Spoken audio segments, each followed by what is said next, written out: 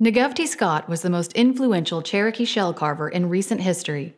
We were lucky enough to spend time with Knokovtee before he passed away, along with countless students whom he taught over several decades.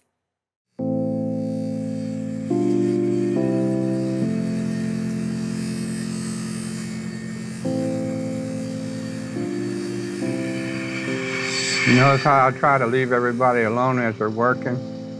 I can tell if they're doing something wrong by listening to the machine. Yeah.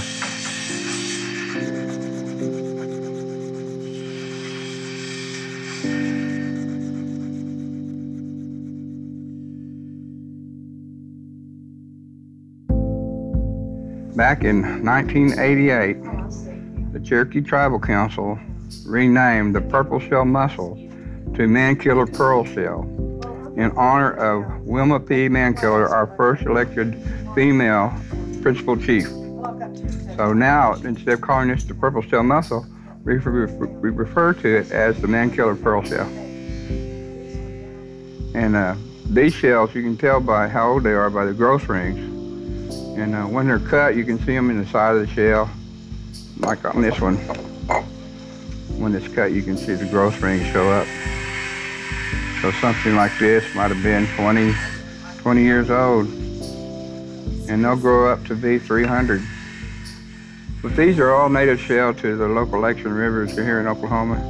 You even find them out there about Lawton and Medicine Park, and then you find them different places, Osage County. And the reason I found this one when I was looking for artifacts and fishing lures up at Tin Killer, I saw the rainbow color down in the mud, and when I pulled it up and wiped it off and felt it, I knew I had something big enough, thick enough, colorful enough, and pretty enough to make shell gorget and beads out of. So that's how I got started in that back in 1975.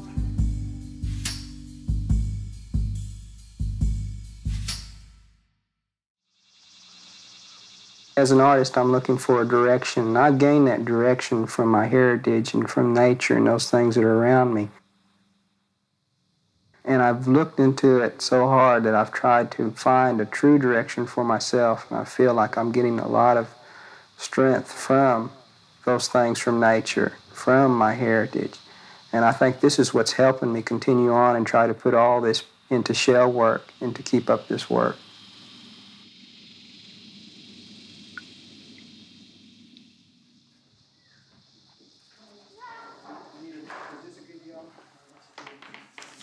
Mr. Scott, right?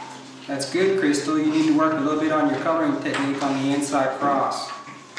Cover up the white spaces. I teach elementary Indian art, and so basically I have to teach the fundamentals of art. So I have to teach basic shapes and basic designs, and I use the traditional motifs in doing that, especially the circle, the square, the triangle. Teaching these basic forms to the children and showing them how to put them together into these different motifs. And then also I can teach them the names of the motifs and what the designs represent.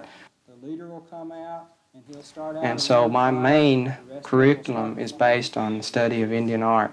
And I feel this is so important because most of the little Indian kids there don't really have a background in their own traditional culture. What they know is what they see on TV and through the movies, and it's just like little white kids too. They have a stereotyped view of what the Indian is. They all feel that we lived in teepees and rode horses on the plains and hunted the buffalo. And so I'm trying to teach more about our traditional culture of the southeastern Indian woodland period. It came over like this, and then was attached to it down here.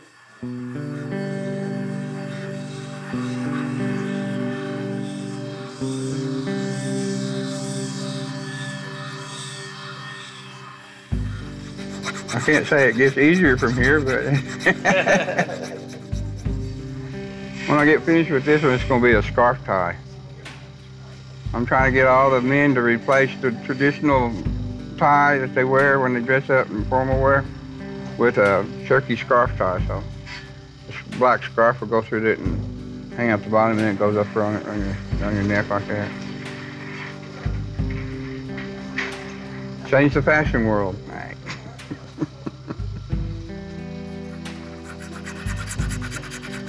when I cut a shell apart, I try to use everything. So this is a natural form, and if I decide the shell where the muscles attached right here and here, and this makes a natural teardrop shape. And then a long hinge right here is like a feather to me, so I started cutting these out like feathers. And then on the inside here, you can get a cat's eye effect. And the thicker outer part right here I use for beads to make for the necklaces. This is kind of the piece that comes from the bottom down here, the crescent face along this part, fashioned into this.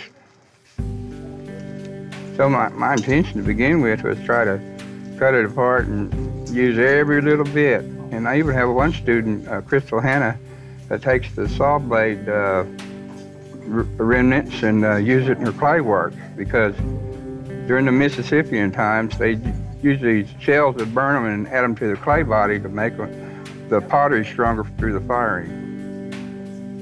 So that's how you identify a Mississippian piece of pottery, by the shell flakes.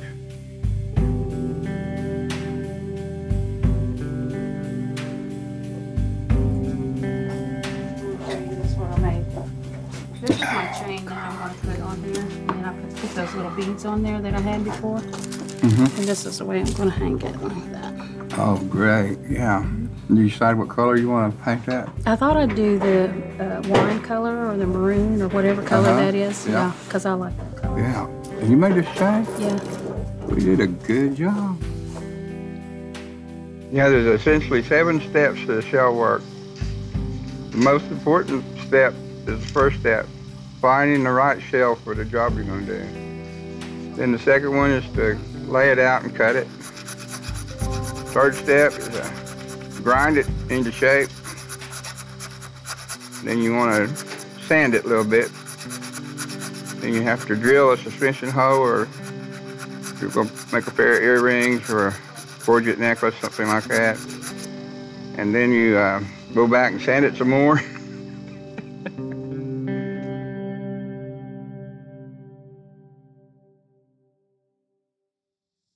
I was taught that if something good exists, it never dies. It's always there, and it just needs to be, I guess, stumbled upon again or rewoken. That it's never ceased to exist. It's still there. And this is what I feel about the shell work, is that it's never really ceased. It's always been there. And maybe this was one way that the old Indian people felt that they could communicate with us here in the future. And here the Indian people have been doing this for the last 2,000 years, so now it's kind of come full turn, and everybody's starting to look at these things again and realizing the design importance and the impact that it has. Even though they are very, very old, they've never lost their vitality or their freshness. They have so much strength and so much power to them that sometimes in the art world, you want to incorporate that into your work somehow to give that strength, to capture that. And so that's what I've been trying to do, is to continue that on and to capture that strength and vitality. And maybe if other people can see this, they can feel it too.